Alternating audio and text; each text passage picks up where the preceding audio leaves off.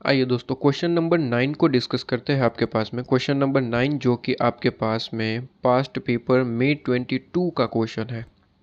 ठीक है, देख लेते हैं। बेसिकली इसका कंसेप्ट ऑलरेडी कवर हो चुका है। ऐसा क्वेश्चन हमने देखा था ना अभी, क्वेश्चन नंबर 2 या फिर 3 कौन सा था याद नहीं है, लेकिन इसी में ही ये रिपीटेड क्वेश्चन, ये May 22 में आया। ये रिपीटेड क्वेश्चन एक बार के लिए बता ही देता हूँ, 2 बार आपके पास में आगे आ चुका है।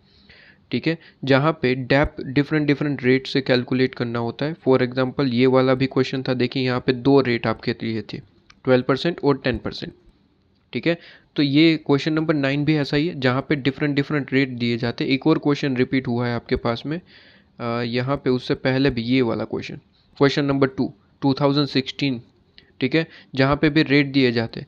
बस डिफरेंस ये किया कि 2016 में जो क्वेश्चन पूछा था वो पैराग्राफ में था, बस उसे ही टेबल फॉर्म में कन्वर्ट करके वापस से एक बार पूछ लिया गया। तो एक बार नहीं, 2 बार बेसिकली। 2016 में आया नवंबर, उसके बाद वापस से एक बार आपके पास में रिपीट करा गया। कब कहते हैं वो आपके पास में रिपीट हुआ है 2018 में।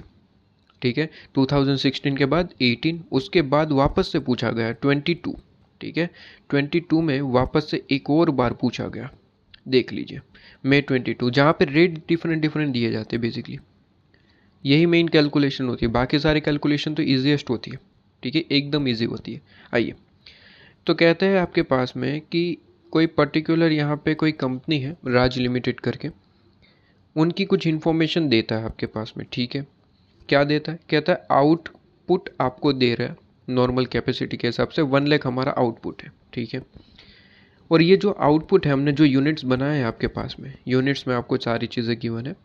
ठीक है, तो कहते हैं 1 लाख यूनिट्स हम, ये जो कंपनी है वो बनाती है। ठीक है, अब 1 लाख यूनिट जो है वो कितने में बिकते हैं? तो यहाँ पे कहता है सेल प्राइस आपको गिवन है पर यूनिट 40 रुपये, मतलब कि एक यूनिट 40 रुपये में बिकेगी। तो क्या मुझे आप टोटल सेल प्राइस बता सकते हैं?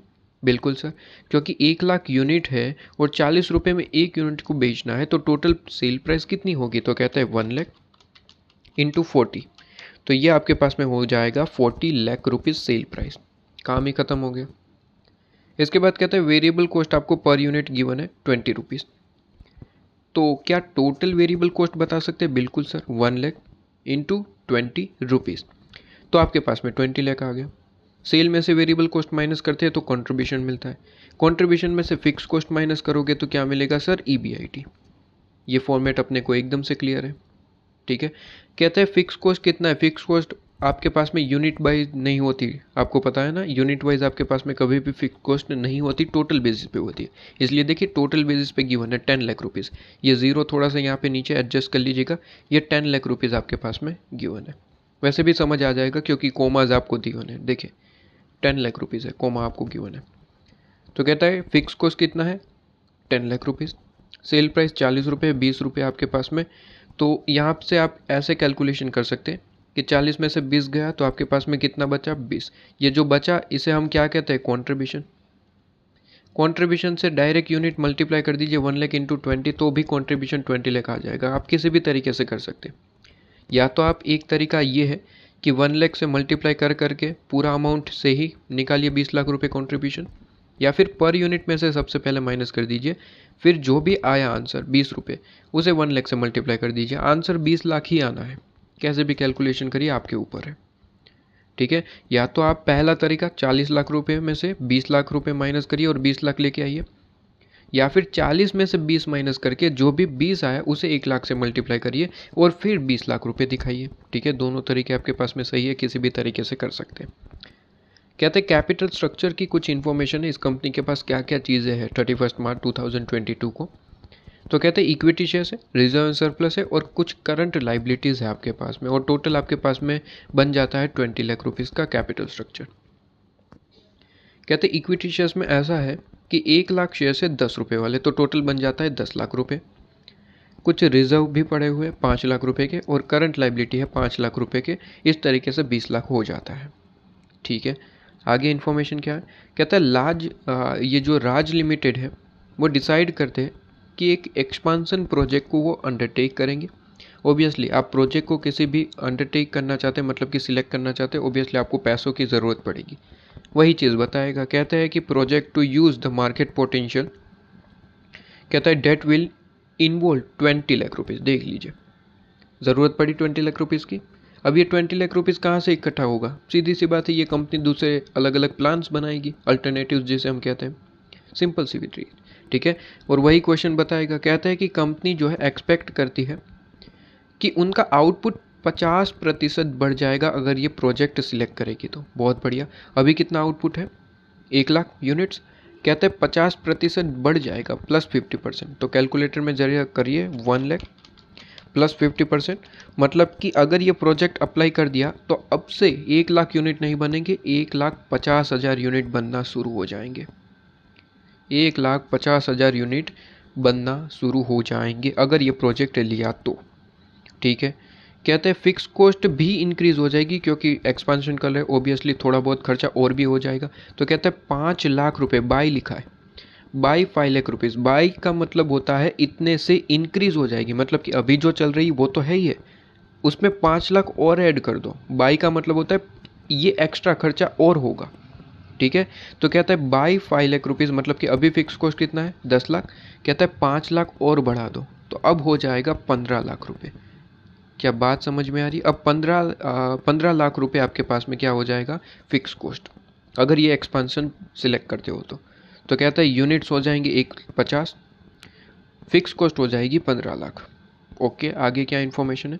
कहते हैं वेरिएबल कॉस्ट पर यूनिट जो है वो डिक्रीज हो जाएगा। ओबियसली प्रोडक्शन बढ़ा देते हो तो पर यूनिट खर्चा जो है थोड़ा सा कम हो जाता है, क्योंकि लार्ज प्रोडक्शन करते हो तो ओबियसली खर्चा आपका कम हो जाएगा पर यूनिट के हिसाब से।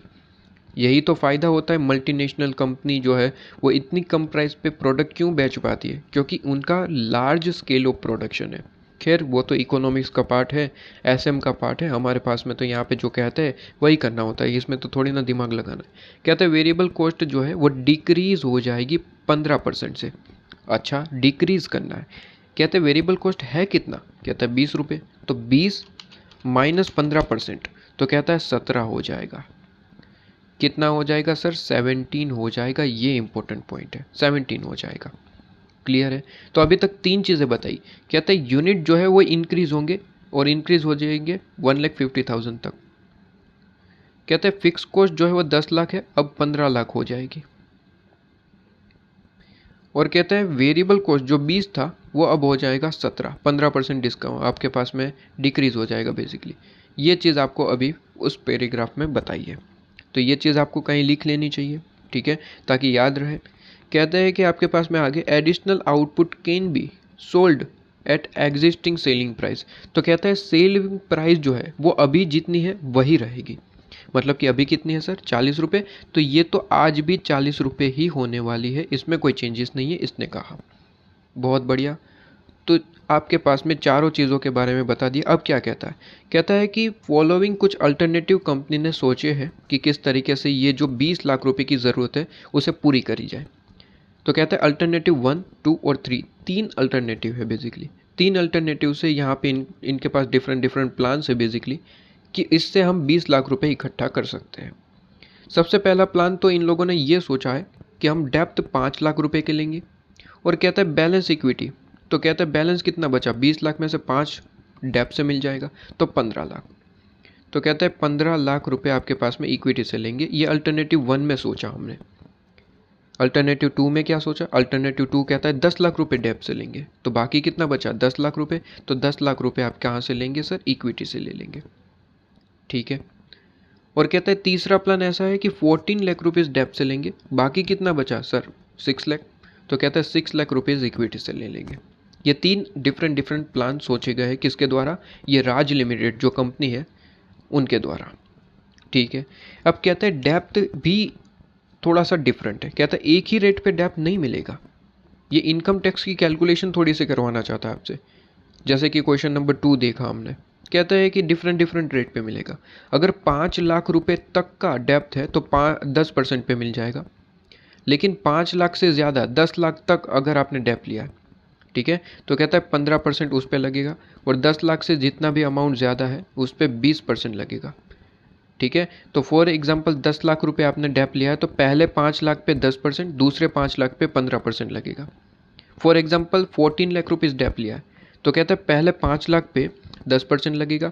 दूसरे 5 लाख पे, जो कि 5 से 10 तक 15% होता है, 10 से ऊपर गया उस पे 20%। तो कहते हैं पहले 5 लाख पे 10% लगेगा, ठीक है, पहले 5 लाख पे 10% लगेगा। दूसरे 5 लाख पे कितना परसेंट, 15% लगेगा। अब कितना बचा, कहता है 4 लाख रुपए, ठीक है, 14 लाख हो गए, तो 4 लाख रुपए पे 20% लगेगा।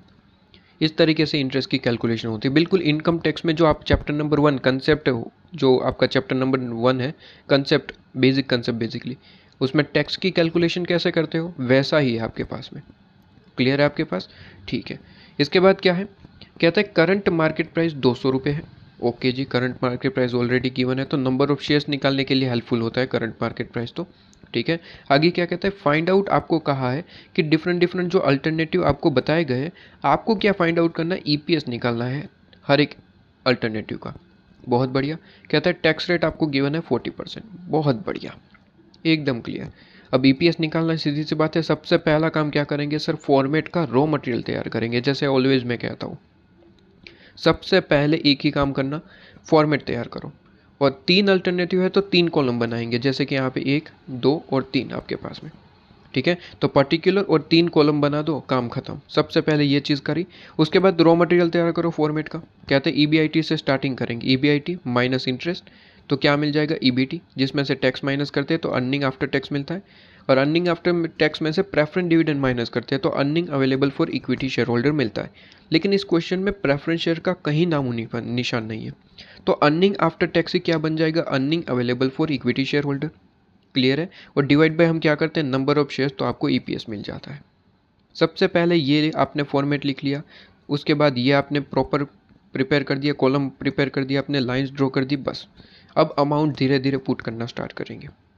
कहते हैं सबसे पहले तो ईबीआईटी ढूंढना पड़ेगा, डायरेक्टली नहीं गिवन है, लेकिन डायरेक्टली गिवन है ऐसा ही कुछ है, समझ लो। क्यों, क्योंकि सर आप समझिए, आपको सारी इन्फॉर्मेशन गिवन है। कहते हैं मुझे बताइए कि यूनिट कितने बढ़ने वाले, कहते हैं 1,50,000 होने वाले थे, क्वेश्चन ने कहा है 1,50,000 यूनिट्स। प्राइस कितनी होने वाली है सर, 40 ही रहने वाली है, सेलिंग प्राइस तो 40 ही रहने वाली है। वेरिएबल में कहा था कितना, 15% डिस्काउंट मिलेगा, मतलब कि डिक्रीज़ हो जाएगा, ये आपके पास में कहा था। वेरिएबल कहाँ गया, ये रहा, 15% डिक्रीज़ होने वाला है। तो कहते हैं 15% डिक्रीज़ करने वाले, मतलब कि 17 हो जाएगा, बहुत बढ़िया। और कहता है ये 5 लाख से बढ़ जाएगा फिक्स कॉस्ट, तो ये आपके पास में हो जाएगा 15 लाख रुपए। लो जी, ईबीआईटी नहीं निकाल सकते सर, ईबीआईटी नहीं निकाल सकते क्या, बहुत आराम से निकाल पाएंगे। बताइए सर, सेल में से वेरिएबल कॉस्ट माइनस कर दिया तो क्या मिलेगा, कंट्रीब्यूशन निकालिए ज़रा, 40 माइनस 17, तो कहते हैं 23, 23। और 23 ये पर यूनिट है, पर यूनिट है। अगर मैं यूनिट से मल्टीप्लाई कर दूँ तो टोटल अमाउंट मिल जाएगा सर, इंटू 1,50,000। तो कहते हैं आपके पास में कंट्रीब्यूशन कितना मिला, 34,50,000 सर। मुझे क्या चाहिए, ईबीआईटी सर, ईबीआईटी चाहिए। तो क्या करना पड़ेगा, कंट्रीब्यूशन में से सिर्फ फिक्स कॉस्ट माइनस कर दो, ईबीआईटी मिल जाएगा कहते हैं। तो ईबीआईटी मिल जाएगा, 15 लाख माइनस कर दिया, कितना आया सर, 19,50,000। क्या 19,50,000 यहाँ पे लिखा गया है, देखिए ज़रा। कहते हैं 19,50,000, 19,50,000, 19,50,000। सीधी सी बात है, प्रोजेक्ट एक ही है तो 19 लाख, मतलब कि ईबीआईटी तो हर एक अल्टरनेटिव के लिए सेम रहेगा, एक ही तो प्रोजेक्ट है, उससे होने वाली अर्निंग, एक्सपेक्टेड अर्निंग, ठीक है। ये क्या निकाला हमने, ये 19,50,000 जो प्रोजेक्ट से कमाने वाले, वो उसे हम एक्सपेक्टेड ईबीआईटी कहते हैं, वो निकाल लिया। प्रोजेक्ट से कमाने वाला अर्निंग का ही मतलब क्या होता है सर, एक्सपेक्टेड ईबीआईटी। क्या ये चीज़ आपके पास में क्लियर है, क्या ये चीज़ आपके पास में क्लियर है। तो कहता है कि सर प्रोजेक्ट अप्लाई करने के बाद ये चीज़ हो जाएगी बदलाव, ये चीज़ टोटल हो जाएगी। तो हमने टोटल आपके पास में ईबीआईटी निकाल लिया फिक्स कॉस्ट माइनस करके, तो ये एक्सपेक्टेड ईबीआईटी आ गया। एक्सपेक्टेड ईबीआईटी मिल गया, बस अब काम खत्म। अब क्या करना होता है सर, एक्सपेक्टेड ईबीआईटी में से इंटरेस्ट माइनस करना है। तो इंटरेस्ट की कैलकुलेशन तो सिंपल है ना। कहता है कितना डेप लिया बताइए, अल्टरनेटिव 1 की बात करते हैं सबसे पहले। कहते हैं 5 लाख रुपए, तो 5 लाख रुपए तक तो लेते हैं तो 10% लगेगा, मतलब कि 50,000 रुपये। पहले अल्टरनेटिव में कितना है, 50,000 रुपये, देख लो 50,000 रुपये। क्लियर है आपके पास में। इसके बाद कहता है सेकंड बताइए, कहता है 10 लाख रुपए लिए है। ओके, इस पे इंटरेस्ट करना है। कहता है पहले 5 लाख रुपए पे 10%, दूसरे 5 लाख पे 15%। तो करिए 5 लाख इंटू 10%, मतलब कि 50,000। दूसरे 5 लाख पे कितना, 15% इंटू 15%। तो कहता है आपके पास में कितना हो गया, 1,25,000। क्या 1,25,000 है? Answer is yes. और ये सारी चीज़ें वर्किंग नोट में दिखाएंगे, देखिए इस तरीके से। क्लियर है आपके पास में? बिल्कुल इसी तरीके से वर्किंग नोट में आप दिखा सकते हैं। खैर इन लोगों ने तो प्रॉपरली आपके पास में दिखाया नहीं, यहाँ पे दिखाया होगा। हाँ यहाँ पे दिखाया, ये प्रॉपर दिखाया। देखिए 5 लाख पे 10%, 50,000। अल्टरनेटिव 1 खत्म। अल्टरनेटिव 2 में 10 लाख रुपए लिए। कहते हैं रेट के हिसाब से पहले 5 पे 10 लगेगा, दूसरे 5 पे 15, आपके पास में 1,25, काम खत्म। जो तीसरा अल्टरनेटिव है कहता है 14 लाख रुपीज़ आपने लिए। कितने लिए? 14 लाख रुपीज़। तो पहले 5 पे 10%, दूसरे 5 पे 15, और बाकी जो बच गया उस पे 20%। बाकी कितना बचा? 4 लाख रुपए। तो वही चीज़ है, देखिए पहले 5 पे 10%, 50,000, दूसरे 5 पे 15%, 75,000, और तीसरे 4 लाख पे 20% लगेगा, 80,000। तो टोटल बन गया 2,05,000। बस इंटरेस्ट का अमाउंट मिल गया, तीनों में पुट कर दो, 50, 1,25 और 2,5, काम खत्म। आपके पास में क्या मिल जाएगा? ईबीटी मिल जाएगा, अर्निंग बिफोर टैक्स, जिसमें से टैक्स माइनस करेंगे। और टैक्स रेट ऑलवेज क्वेश्चन में गिवन होता है, 40% है, 40% माइनस कर दो सब में से, तो अर्निंग आफ्टर टैक्स मिलेगा। इसमें से प्रेफरेंस डिविडेंड माइनस करते हैं तो earning available for equity share holder मिलता है, और divide by number of share करना होता है। लेकिन प्रेफरेंस डिविडेंड तो है ही नहीं, क्योंकि क्वेश्चन में प्रेफरेंस शेयर का नामो निशान नहीं है। तो सीधी सी बात है, ये अर्निंग आफ्टर टैक्स ही क्या बन जाएगा? Earning available for equity share holder. तो डायरेक्ट नंबर ऑफ शेयर से डिवाइड कर देंगे तो आपको क्या मिल जाएगा? ईपीएस। लेकिन सर नंबर ऑफ शेयर कैसे निकलेंगे? सीधी सी बात है, सिखाया था क्वेश्चन नंबर 2 में।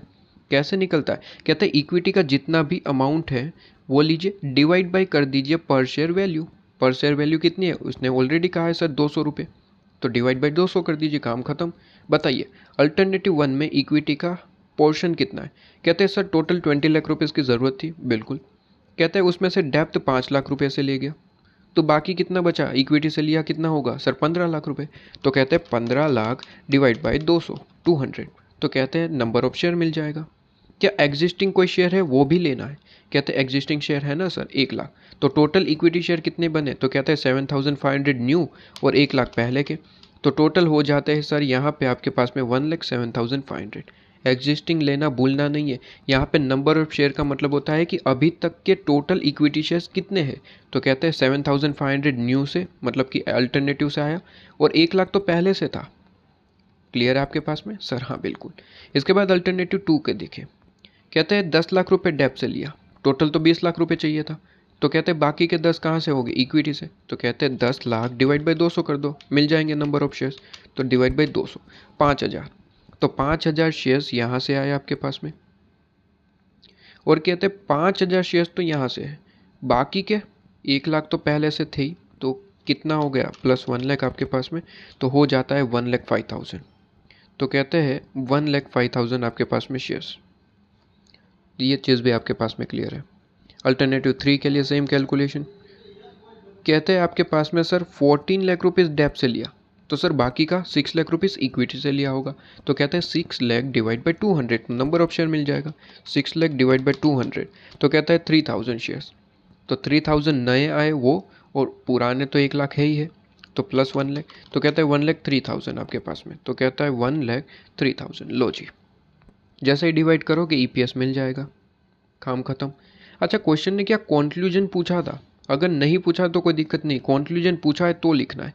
कहते हैं फाइंड आउट द, आपके पास में मेंशन जो अल्टरनेटिव है, would you recommend Raj limited with the reference to the EPS assuming. आपको कहा गया है कि रिकमेंड आपको करना है या फिर नहीं, ये बताना पड़ेगा। रिकमेंडेशन का मतलब आपको एडवाइस देनी पड़ेगी।